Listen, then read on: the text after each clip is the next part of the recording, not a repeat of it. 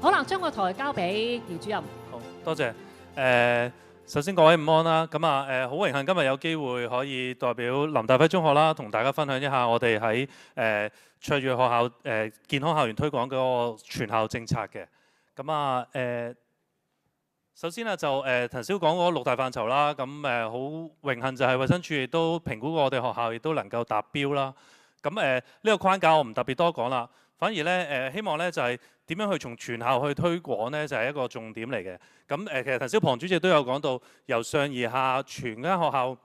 每一個範疇都應該需要有嘅。咁所以我哋咧其實有個工作小組咧係涵蓋咗嘅，包括咗除咗課程上可能係健康教育科啦，可能係體育科啦。咁其次之外咧，我哋亦都有德育及公民教育組啦，咁亦都有輔導組去做一啲活動。其次學校其實危機處理小組亦都係會喺成個學校規劃裏面咧，就進行呢個全校健康嘅一個框架嘅推動嘅。咁今日咧，我咧就會最主要就會講呢個健康教育科同埋體育科嘅。咁我本身都係呢兩科嘅老師。咁陣間阿程主任咧亦都會講一講關於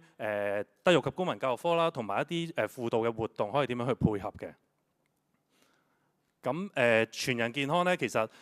我哋學校咧會特別啲咧，就可能會係喺個課程上咧，其實推動會較為多嘅。因為咧，我哋會初中咧會有一個健康教育科，咁我哋一週有一節課。其次咧就係我哋都喺高中咧喺DSE 課程裏面咧，健康管理與社會關懷咧，我哋都有同學去讀嘅。咁當然恆常嘅體育科啦、DSE 嘅體育科啦，咁我哋同學咧都會有讀嘅。咁另外亦都有公民及社會發展科啦，咁同埋全方位學習呢個咧就係我哋會有2節嘅時間咧喺可能禮拜4或者禮拜5咧就會有啲活動去推廣嘅。首先第一樣咧就係初中課程咧，其實我哋咧學校非常重視健康教育，所以我哋係其中一個咧 focus learning area 咧係叫健康教育。除咗體育以外啦，咁所以咧就我哋每一週有一節課，而我哋係利用咗咧香港中文大學醫學院呢一個 program 裡面嘅ASAP 啦，我哋簡稱。咁裡面有啲課程咧，我哋係擺咗一個我哋健康教育科嘅課程裡面嘅。咁而呢一個咧都可以預告一下咧，2月28號咧，我哋學校都會有一個線上嘅分享，大家都可以都可以參加一下，了解一下，因為佢會出一個更新版嘅。咁裡面咧提供咗好多內容咧，係俾初中嘅同學咧去了解健康咧健康科裏面有啲乜嘢嘅。咁大家亦都可以睇嗰個學校健康教育資源角裏面咧，都有好多資訊咧，大家可以攞嚟咧做一個課堂嘅分享嘅。而點解我哋會初中會有呢一科咧？亦都係配合翻將來發展同學如果想讀HMSC 呢一科咧，其實係一個好好嘅幫助。咁我哋亦都配合一啲活動啦，包括可能係一啲餐單設計啦，包括可能係一啲樂齡科技啦。咁其實咧，除咗呢啲活動以外咧，其實我哋都係配合緊學校，即係一啲出邊嘅一啲比賽嘅。咁所以同時間學生喺個過程裏面可能學啦，亦都有機會參與比賽，亦都有機會攞獎。咁呢度咧，我就係想講解一下咧，呢個健康管理與社會關懷科咧，其實係喺我哋學校嚟講咧，都係一個非常重要嘅一個科目，因為佢係 DSE 嘅選修科啦，裡面讀好多關於精神健康、人際健康、身體健康，甚至社會政策各個範疇嘅嘢都有嘅。咁所以咧，其實我哋本身林大輝中學咧，就讀呢一個科嘅人口已經去到202個學生㗎啦，咁都差唔多佔咗我哋學校嘅即係1/4嘅學生都有讀呢一科㗎。咁將來亦都係一個 DSE 嘅課程啦。咁呢個選修科相信有部分學校中學都會選擇嘅而家。咁喺呢個科裏面咧，其中一個特色咧，我哋要做一個叫 SBA 嘅。咁SBA 咧就會俾啲同學咧去做一啲服務啦。譬如我哋會喺就近，可能喺沙田區第一城，可能有啲輪椅啊嘅體驗啊，甚至咧可能去做一啲義工服務啊咁樣。咁亦都要參與咗喺呢個活動裏面咧，其實同學係親身感受到，即係健康唔係淨係講緊話身體健康嗰樣嘢，而係真係點樣去同人哋接觸啊、溝通啊，即係社交人際都係一個好緊要嘅部分。咁所以 SBA 係一個非常重要嘅部分，係俾同學去體驗嘅。參與一啲服務啦。咁其次咧，學校咧亦都好希望咧有個類似benchmark 嘅情況，所以我哋喺中一同中四咧，特別今年咧就開始咧希望同學必須要有一個急救證書。咁我哋大概係點樣做呢？可能會同我哋而家計劃緊就會同聖約翰救傷隊啦，咁可能喺事後活動嘅時間啦，咁可能就一週可能有可能2日或者4日，直頭上一個 course 16個鐘頭，或者可能講緊30個鐘頭嘅 course， 佢哋會有個認證。咁呢一個呢係另外一個消防處嘅計劃，係一個CPR 嘅計劃，係帶到去學校俾部機啲同學去體驗啊。我哋擺咗喺 canteen 俾啲同學親身去感受一下。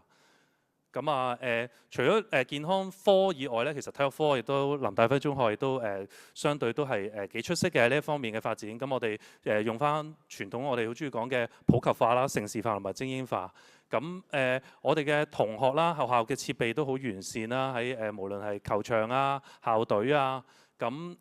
亦都咧我哋有啲要求咧，我哋有泳池，咁所以我哋中一到中六都必須要游水，亦都有一個特定嘅要求，一個 benchmark。頭先我都講緊啦，就係希望啲同學可能喺某一個程度一定要達到一定要識游水，一定要識踩單車咁樣。咁當然喺課程上都要引入即係其他項目啦，譬如劍擊啊，或者可能其他新興嘅運動都有引入嘅。咁呢度都唔一一詳講啦。咁傳統學校嘅活動亦都會有啦。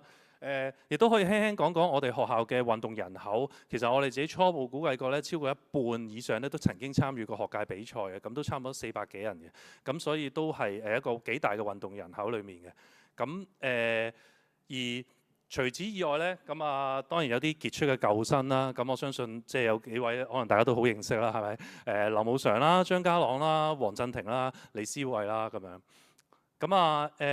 我哋其實咧學校亦都有個特色，就係我哋喺一個高中嘅時候咧，會有一個叫做伙伴學校計劃。咁就會讓到啲同學咧，如果真係走向全職運動員咧，我哋會有一個特別嘅配套去俾佢哋，同香港體育學院去合作。咁所以咧有部分嘅同學亦都可以喺呢一度發展到自己嘅長處。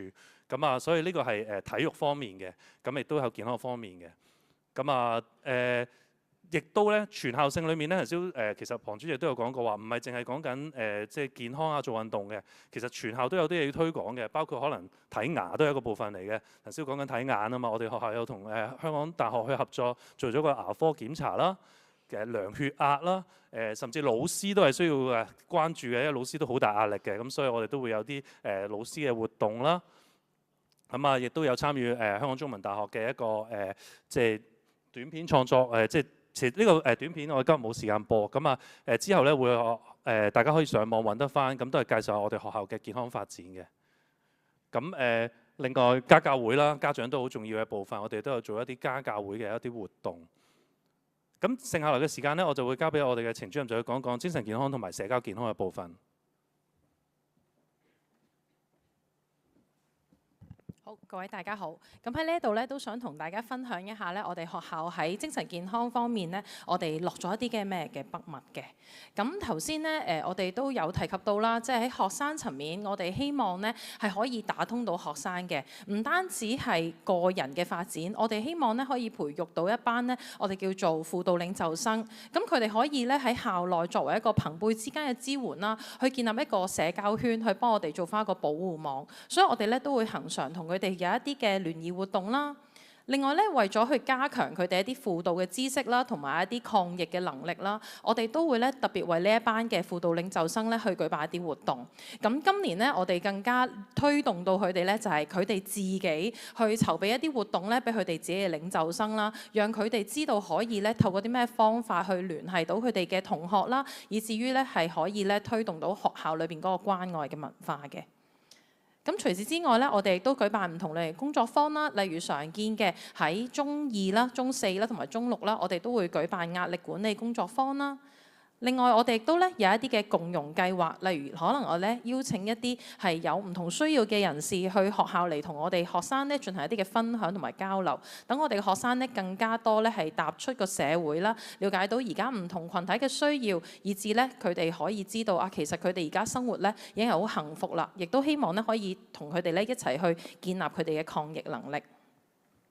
此外咧，我哋亦都舉辦唔同嘅小組活動啦，希望咧可以咧去發掘我哋學生嘅潛能嘅，例如咖啡拉花班啊、皮革手工班等等啦。希望佢哋喺個活動裏邊咧去學習點樣係分享啦。咁我哋咧喺呢一個嘅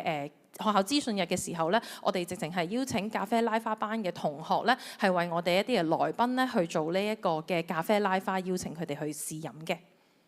咁此外咧，我哋亦都加入一啲中華文化元素喺當中啦。我哋開設古箏班啦、圍棋班啦，讓學生咧佢哋喺個過程之中咧有更加多溝通同埋合作啦。亦都有同學去反映咧，其實佢哋從來冇試過呢一啲活動，但係佢哋發現咧，原來可以幫佢哋建立到唔同嘅興趣咧，都係一啲減壓嘅好方法嚟嘅。咁此外，我哋亦都去透過學科啦或者小組啦，去推動學校嘅一啲全校性嘅活動。例如我哋咧同英文組去合作啦，去舉辦每個禮拜嘅 English Cafe 啦，咁讓同學可以喺英語嘅環境裏邊傾下偈、玩下，一齊飲下嘢，去輕鬆一下啦。咁另外我哋亦都有精神健康週啦，舉辦一啲嘅小遊戲攤位啦，俾我哋嘅學生去對於精神健康嘅範疇更加多嘅認知啦。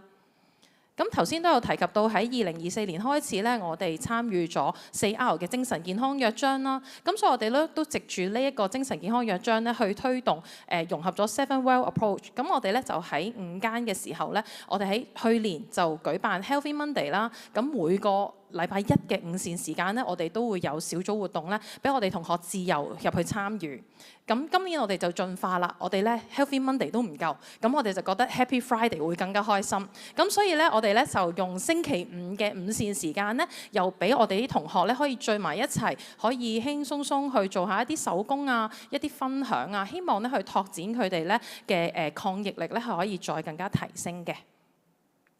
咁另外我哋亦都繼續去做更加多家校同埋呢一個社區嘅聯繫啦。咁因為我哋喺沙田區，咁所以我哋咧亦都會同我哋附近嘅一啲嘅社福機構咧去做一啲嘅連結，希望我哋學生咧係可以走出學校踏入社區嘅。咁亦都會同一啲唔同嘅機構嘅合作啦，去進行一啲嘅課程嘅參與啦。咁可能呢個部分咧都會邀請一啲頭先姚 Sir 有講到啦，高中可能收到 HMSC 嘅同學咧，咁佢哋亦都會係加入喺當中去做一啲聯繫嘅。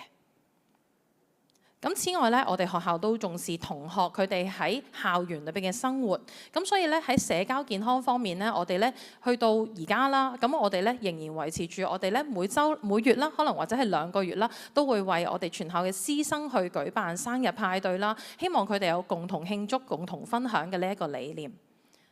此外咧，我哋家教會咧亦都好積極喺校園裏邊做唔同嘅角色啦。咁佢哋會自己學校嘅校內嘅家長會有啲聯誼活動啦，亦都咧會有一啲活動咧係舉辦俾我哋嘅學生嘅。咁希望咧可以係帶動到我哋嘅家長嘅資源啦，可以多啲進入去學校入邊去同我哋做一啲嘅連結啦。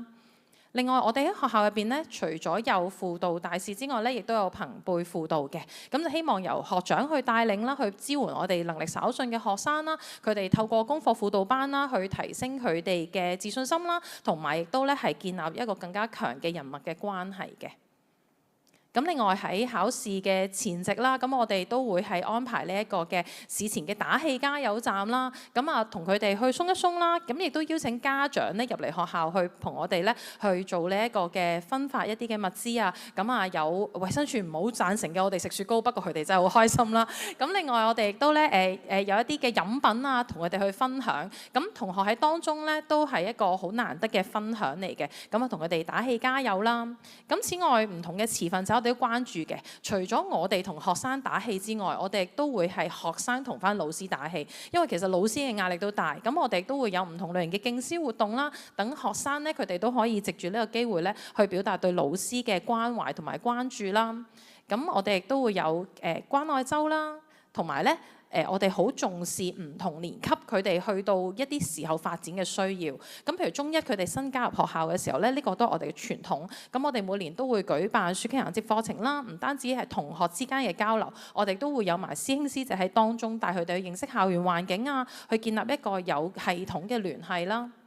咁由疫情之後開始咧，我哋都發覺學生嘅需要變化好大，咁所以我哋咧就喺中一、中四同埋中六呢3個關鍵嘅時期咧，都舉辦咗一啲提升學生抗逆力嘅活動。譬如今年開始咧，我哋就由中一，我哋本身係2日1夜嘅 day camp， 咁今年我哋就發展到咧係3日2夜嘅戶外嘅挑戰營，希望咧去提升學生嘅抗逆力啦，同埋佢哋嘅自我管理能力啦。去到中四咧，我哋就主力咧就係同佢哋去做領袖嘅訓練。